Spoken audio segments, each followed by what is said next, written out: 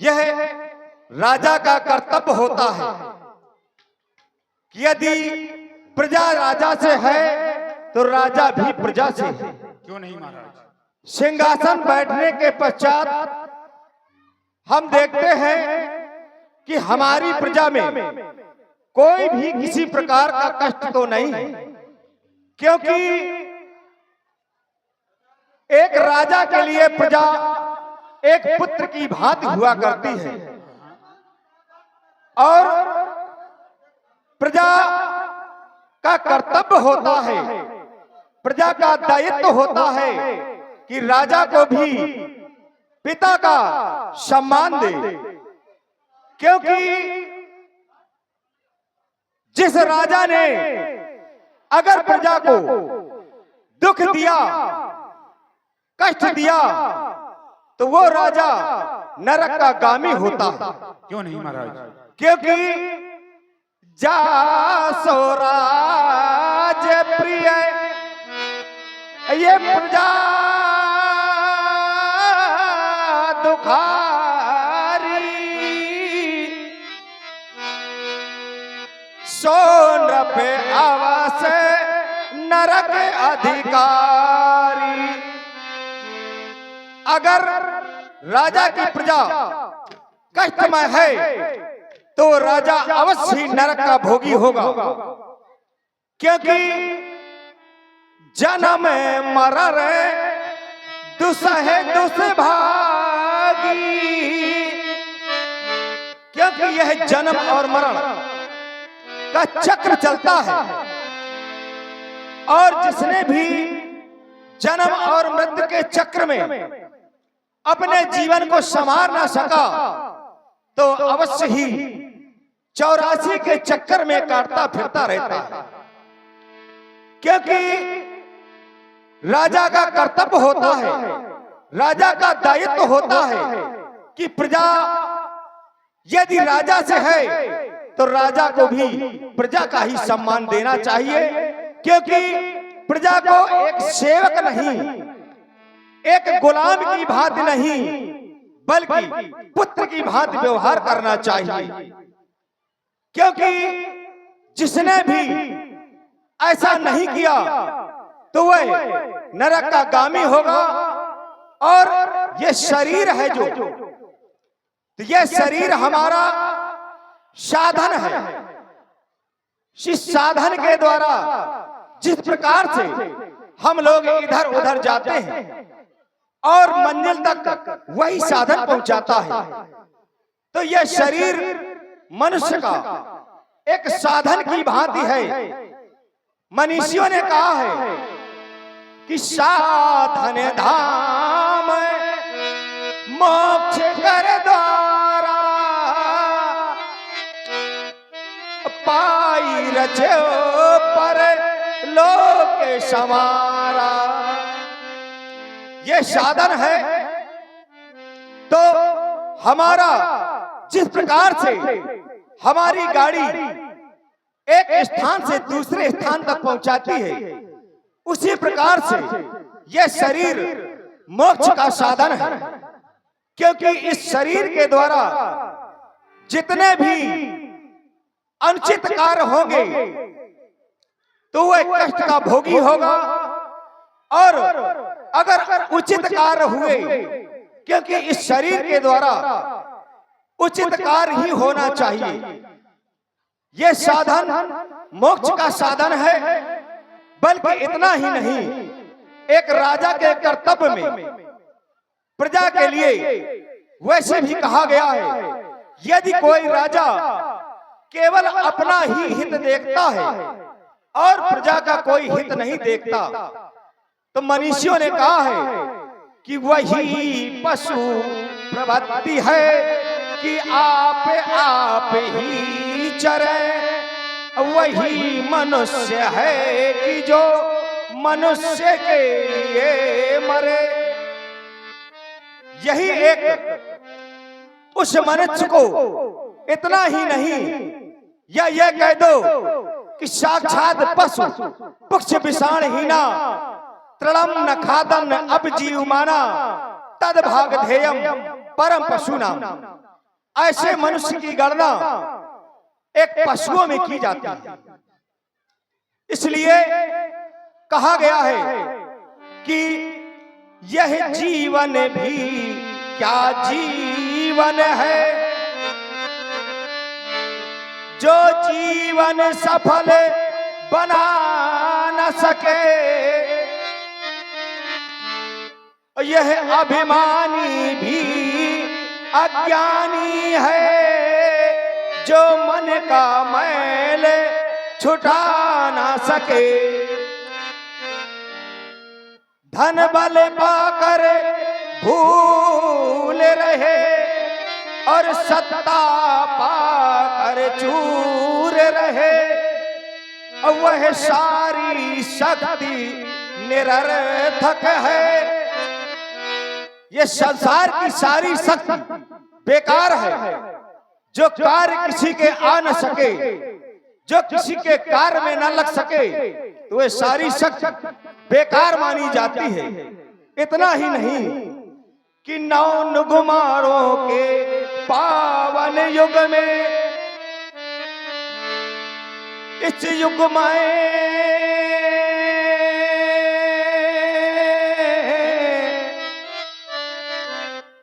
नव निर्माणों के पावन युग में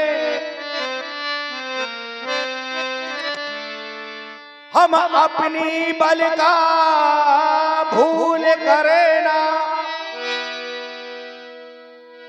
यह साधना की पावन में अरमानों का भूल करें ना। यह साधना कभी भी, क्योंकि इस नव निर्माण के पावन युग में कभी भी सत्ता पाकर के अहंकार नहीं करना चाहिए, कभी भी भूल नहीं करना चाहिए, और इस वसुधा का सम्मान न भूले। यह मात पिता का सम्मान न भूले, इस धरती माँ का सम्मान न भूले। इसलिए सुसेवक मैं देखता हूं, जैसे ही राज दरबार की तरफ आया, मैं स्वयं ही सेनागार की तरफ से सीधे राज दरबार की ओर चला आया, और मैंने अपने मुख को दर्पण से नहीं देखा। क्यों नहीं? तो क्यों ना हो उस दर्पण को मंगाया जाए और मैं अपने मुकुट को, जो हमारे पूर्वजों का एक ताज है, उसको देखें। क्यों नहीं महाराज, आपकी आज्ञा का अति शीघ्र पालन होगा।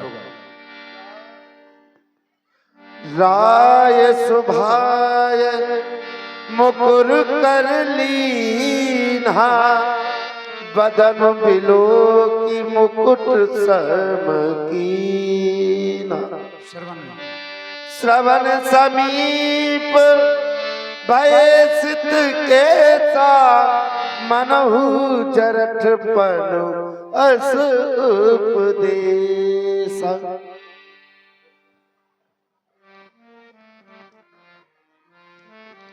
आज मैंने देखा, श्रवण समीप भय सित केसा, मनहु जरठ पनु, यह उपदेशा। दर्पण तो सभी देखते हैं, दर्पण तो सभी देखते हैं, परंतु दर्पण देखने का नजरिया अलग होता है, क्योंकि दर्पण ही एक ऐसा वस्तु है जो व्यक्ति को यथार्थ सत्य का आभास कराती है। क्योंकि अगर किसी से पूछा जाए, किसी के राज सत्ता में हो या धन वैभव में हो, और अमुक व्यक्ति से पूछ दिया जाए क्या मैं रूपवान हूं, तो वह दबाव बस कह देगा कि हाँ बहुत ही सुंदर हो, बहुत ही बलशाली हो।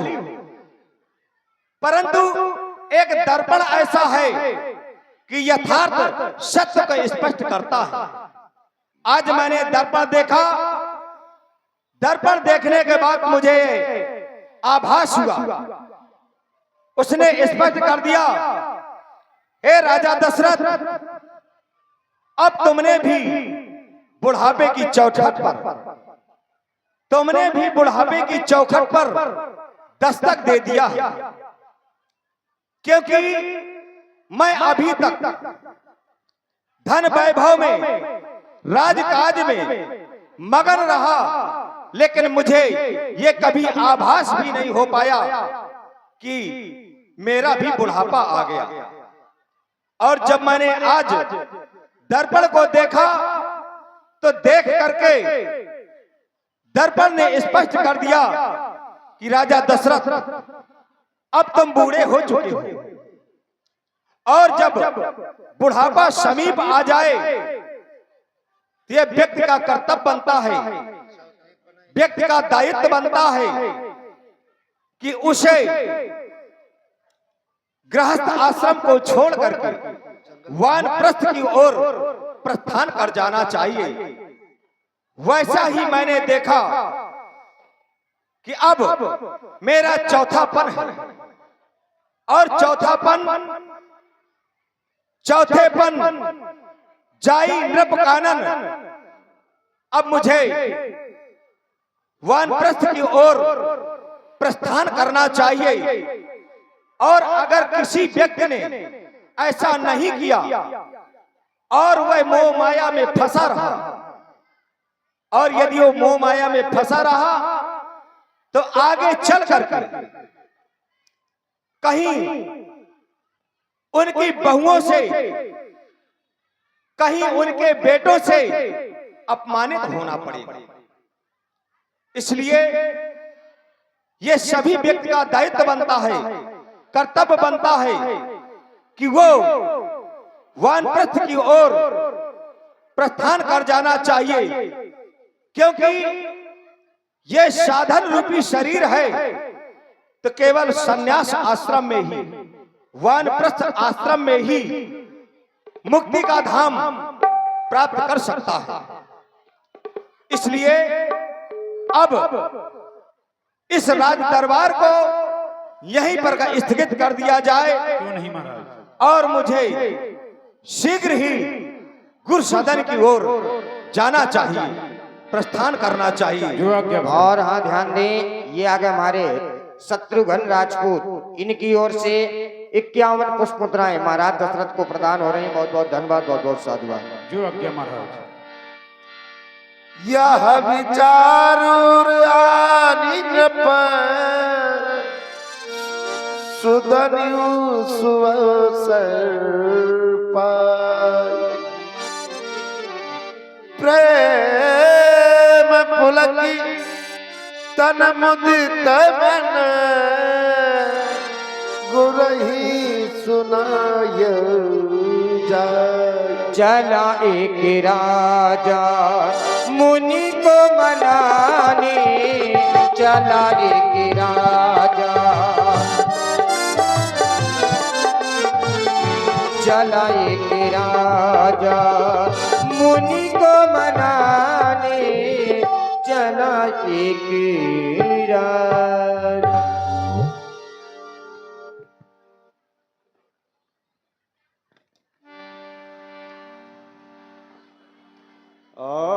आवत हृदय में होत मोह तुम सारो छारो,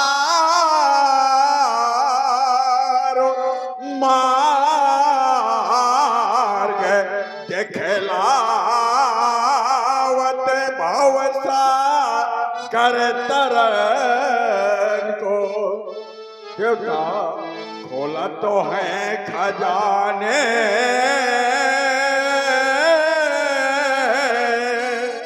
महान ज्ञान हो के जाने,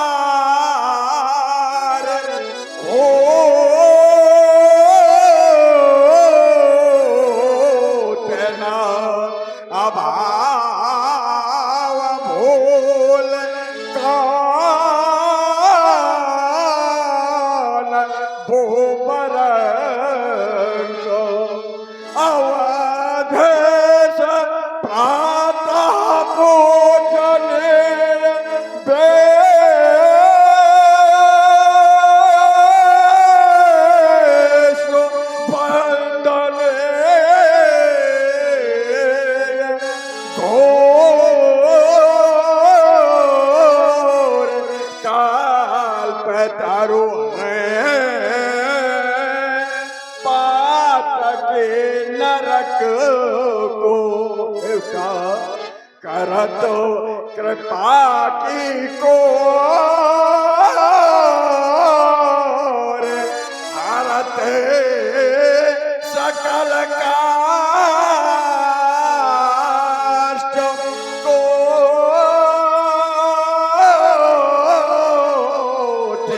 साह प्रणाम अस्य गुरुदेव के चरण को। देवता आपके श्री चरणों में सेवक का सत सत नमन।